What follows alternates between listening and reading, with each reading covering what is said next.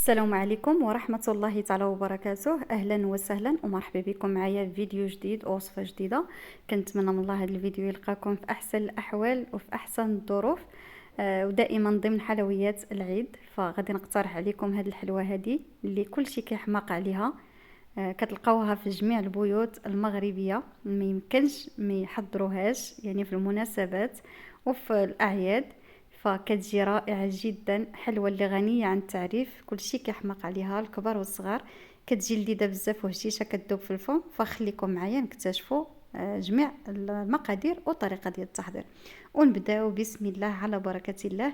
هنا في القصرية استعملت 125 غرام ديال الزبدة، كاس قل أصبع ديال سكر سنيدة مع قبيصة ديال الملح، وهنا عندي كيس من سكر فانيلا. فغادي نخدم هاد الزبده مزيان مع السكر حتى كيندمجوا مع بعض على هذا الشكل هذا. وهنا غادي نضيف لهم 2 بيضات بحراره المطبخ. غادي نضيف كذلك كاس ديال الزيت. هنا بالنسبه للزبده انا استعملت زبده المارغرين، فكتكون شويه صعيبه في الخدمه. نتوما الا استعملتوا الزبده ديال البواطه او لا حيوانيه فراه دغيا دغيا كتخدم بكل سهوله. هنا يعني خاصها شويه ديال الخدمه باش هكذا كتنسجم مع جميع العناصر. وهنا كيف ما كتلاحظوا معايا اخواني اخواتي ضفت مبشور حامضه اي ليمونه. ممكن تضيفوا حتى مبشور البرتقال، حتى هو صراحه كيجي رائع جدا في هذه الحلوه. هنا بديت كنضيف الدقيق، ضفت الكاس الاول وهذا الكاس الثاني. وهنا غادي نضيف كيس من خميره الحلوى من فئه 8 غرام. ممكن تضيفوا حتى كيس من فئه 7 غرام بحال بحال. هنا كيف ما كتلاحظوا معايا كنضيف الدقيق بالتدريج وانا تنخدم العجين ديالي. وهذا الكاس الثالث. بالنسبه للدقيق راني مغربلاه، ومن الافضل انكم تضيفوا الدقيق الخاص بالحلويات باش تجيكم هاد الحلوى يعني ناجحه 100%. صافي هنا الكاس الرابع بقيت كنضيفه بالتدريج. هنا ضفتو كامل حيت الخليط راه مازال خفيف، يعني حتى الكاس الاخير عاد اننا كنضيفه شويه بشويه باش نتحكموا في القوام. وهذا الكاس الخامس كيف ما كتلاحظوا معايا.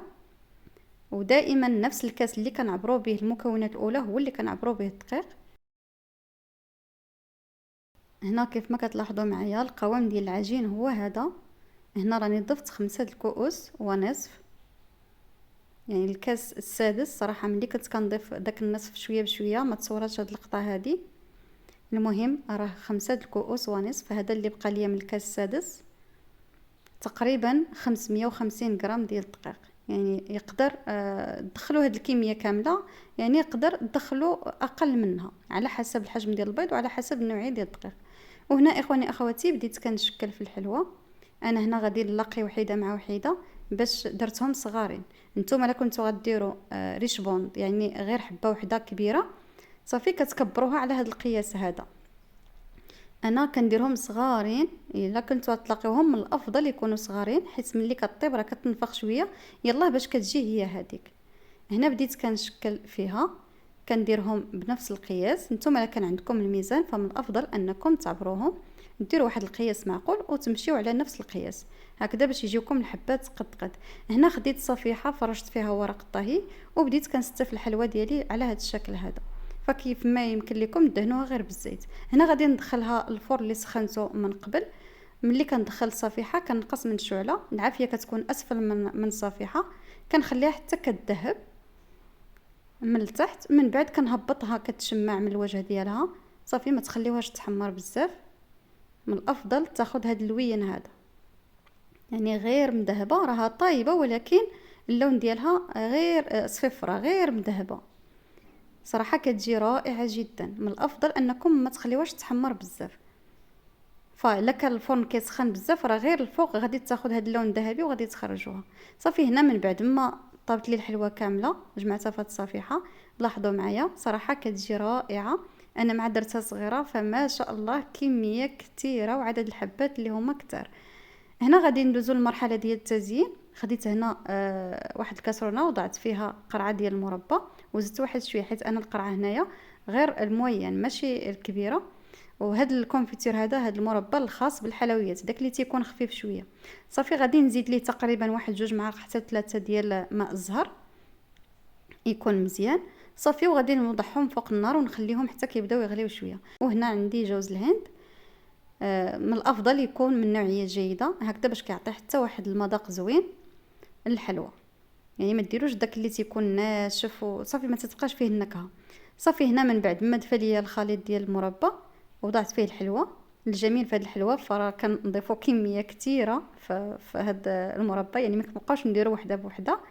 صافي وكنخليو هاد الكميه الحلوى اللي وضعت حتى كتشرب مزيان هاد المربى.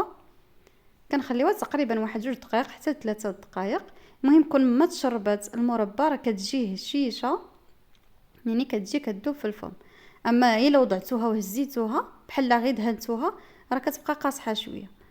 المهم لاحظوا معايا كنحاول ما امكن نضغط عليها هكذا باش كتشرب مزيان كامله. صافي وهنا غادي نبدا نهز كل جوج كنلاقيهم على هذا الشكل هذا. من الافضل انكم يعني تقادوهم يكونوا مقادين عاد كتوضعوهم في الكوك او جوز الهند على هذا الشكل هذا. صراحه كتجي هاد الحلوه رائعه، يعني كل المغاربه الصراحه راه كيحماقوا على هاد الحلوه هذه. ما كاين شي واحد اللي تقول لي له ريش بوند ويقول لك ما كتعجبنيش. كل شيء كيحماق عليها الكبار والصغار، حيت كيجي فيها واحد الطعم هائل وكتجي هشيشه كتذوب في الفم. صراحه كتبقى من الحلويات ديال الزمن الجميل اللي ما نقدروش نستغناو عليها نهائيا. يعني كنحضروها في المناسبات وفي الاعياد وبلا مناسبه بعد مره كنتشهاوها فكنحضروها حيت سهله ومكوناتها بسيطه ودغيا كتوجد. فكيف ما كتلاحظوا معايا من بعد ما حيت ديك الدفعه الاولى وضعت كميه اخرى في المربى نخليتها هنايا تشرب ومشيت كنفند الحلوه الاولى اللي هزيتها كنفندها في الكوك مزيان. كنحاولوا ما امكن يعني نفندوها من جميع الجوانب، يعني حتى كتلبس مزيان بالكوك. عاد كنهزوها وكنوضعوها في شي صحن هكذا او لا المهم في شي بواطه ولا في شي صحن. المهم كيف ما كتلاحظوا معايا هنا وريتها لكم عن قرب صراحه كتجي ولا اروع. فهنا ضروري ما غادي نصورها معكم. وضعتها هنا في صحن تقديم، هي مباشره ممكن توضعوها في واحد العلبه اللي غتكون محكمه الاغلاق باش يعني تحتفظوا بها. كيف ما كتلاحظوا معايا هذه الدفعه الثانيه كنحاول ما امكن انني نهزهم مقادين كنلاقيهم عاد كنوضعهم في جوز الهند. صافي واللي فنتها في جوز الهند اولا الكوك فكنهزها وكنوضعها هنايا في الغطار. فكيف ما كتلاحظوا معايا اخواني اخواتي هذا هو الشكل النهائي ديال ريش بوند. كتجي ولا اروع شكلا ومذاقا. فقدمت معها اوريقات ديال النعناع. فدائما ريش بوند كنديروا فيها اوريقات ديال النعناع. صراحه هذه خديناها من من الولا كما كيقولوا من الناس القدام. يعني دائما كتشوف ريش بوند معها اوريقات ديال النعناع. صراحه حلوه كتجي ولا اروع. انا متاكده الا جربتوها بنفس الطريقه ديالي فغادي تعجبكم وغادي تعتمدوها وغادي تعجب حتى وليداتكم.